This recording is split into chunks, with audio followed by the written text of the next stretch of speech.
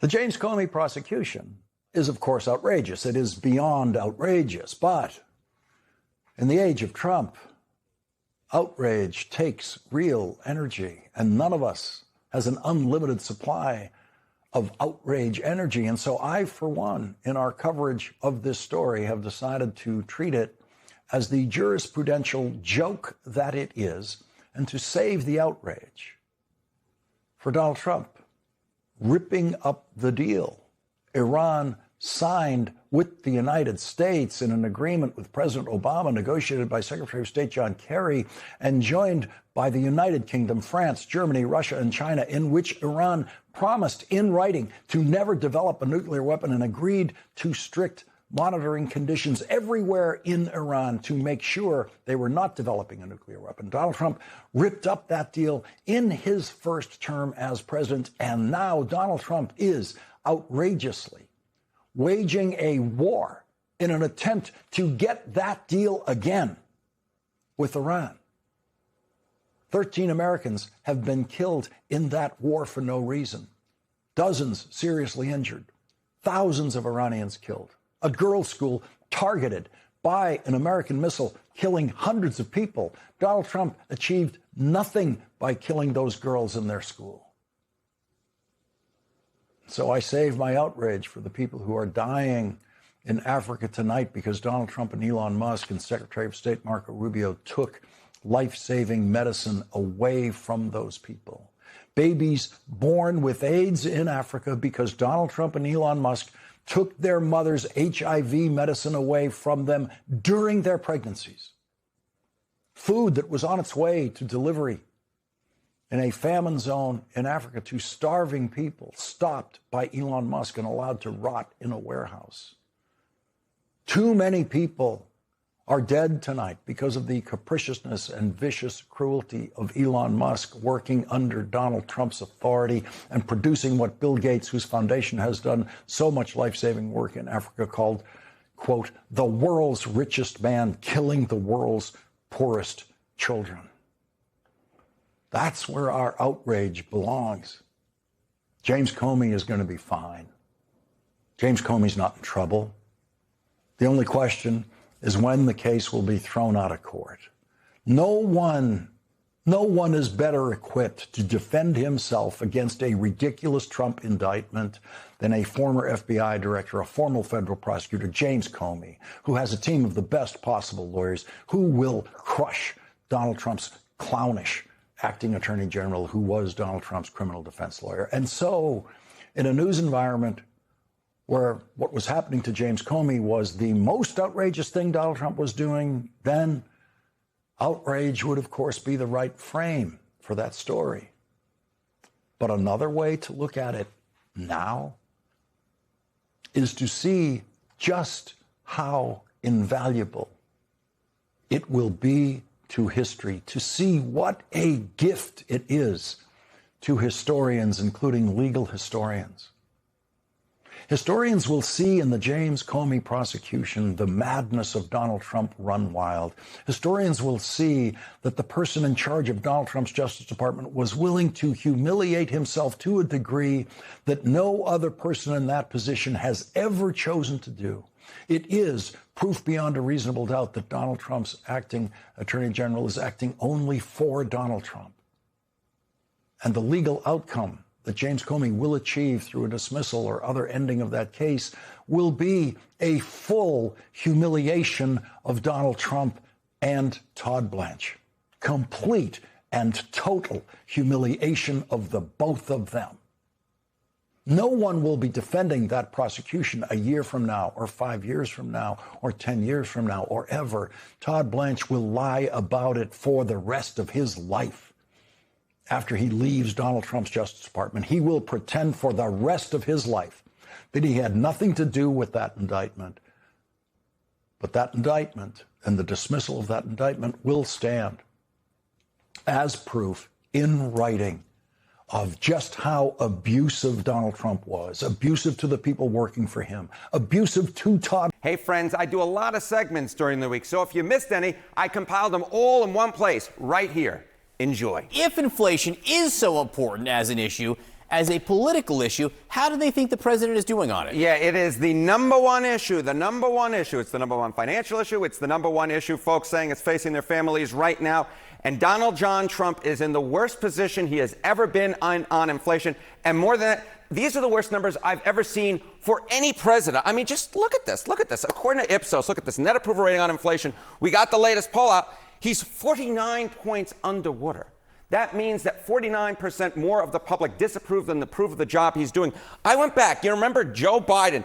Inflation absolutely crushed his presidency. But at his worst, according to Ipsos, he was just 43 points underwater. So Trump is lower now on inflation than Joe Biden ever was, according to Ipsos. And I will note that the inflation rate right now is only about a third as it was back in June of 2022. Yet Trump's numbers are significantly worse than Biden's ever were. Even though inflation was like at 9% this month, they still think Trump is doing a worse job on it than Biden ever was. Correct. That is staggering. Okay, so when you think of presidents and inflation, the one that comes to mind is Jimmy Carter. That was when inflation was really stratospheric. So how does Trump compare to Carter on those numbers? Yeah, these are really stunning numbers right here. But what about James Earl Carter, right? You think of inflation, as Johnny B was talking about. You think about inflation seeking presidencies. You think of Jimmy Carter.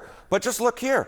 Okay, if we look right now we're talking about net approvals on inflation, this number should actually be 46%, minus 46. And if you look at this, though, even if I raise it a little bit and I correct my error right here live on air, we're talking about minus 46 points versus minus 49 points. Donald Trump is in worse position on inflation than Jimmy Carter was, when, of course, Carter then got blown out by Ronald Reagan back in 1980. So where do Americans think this is headed in terms of the cost of living? Yeah, okay, so you see these bad numbers, and take a look here. Look at this. On cost of living, country is on the wrong track or right track. Look at this. Among independents, 75%. 75% say the wrong track, just 9% say the right track. Look among Republicans. The plurality of Republicans say that the country is on the wrong track when it comes to the cost of living versus just 39%, 45 versus 39. Donald Trump has lost every single part of this electorate. And when you take his name out of the equation, you see even the plurality of Republicans say that the country is on the wrong track when it comes to I don't know which one of these is more surprising. They both are stunning. One is that Republicans think the country's on the wrong track economically. Unbelievable. And then independent 75-9 is just a mind-blowing number. It's mind-blowing. You just never see numbers like that. All right, so what do the prediction markets say on an issue that you and I care deeply about? Yeah. Beef prices. Beef prices. We're heading into summer. Just take a look here. Chance that April 2026 versus 2025, the beef prices are 15% higher. According to the Kalshi prediction market, 75% people are feeling the pain across different issues, including beef prices, as well as at the gas tank. How is the president doing right now with African-American voters, with black voters, now versus this point in the first term? Yeah, I think what we're seeing right now in the numbers is President Trump and the Republican Party are chipping away at the long-term advantage that Democrats have had with black voters, with African-Americans. You can see it right here. Look, Trump's approval among African-Americans at this point in term one, he was at 12%. You know, he's been losing ground with a lot of groups. He's gaining ground with African Americans. He's up to 16% at this point. And you say, this isn't that big of a shift. But I will tell you, Republicans absolutely love this shift that's going on because Democrats have had such a long-term advantage. The fact that he's actually gaining ground versus where he was in term number one, this has major implications for elections down the line because Democrats, especially in a lot of these tight races, you talk about places like Georgia, right down in the South, you see this type of movement for Trump actually gaining ground. This could have major ramifications. Look, I watched O'Donnell do this for a long time. He builds a case the way a prosecutor builds a case, methodical, confident, with just enough controlled fury to keep you leaning forward. And a fair amount of what he is laying out here deserves to be taken seriously. But if you actually sit with it rather than letting it wash over you, the picture gets more complicated. Take his read on the Comey indictment, reframing it as political theater rather than a cause of outrage it genuinely showed.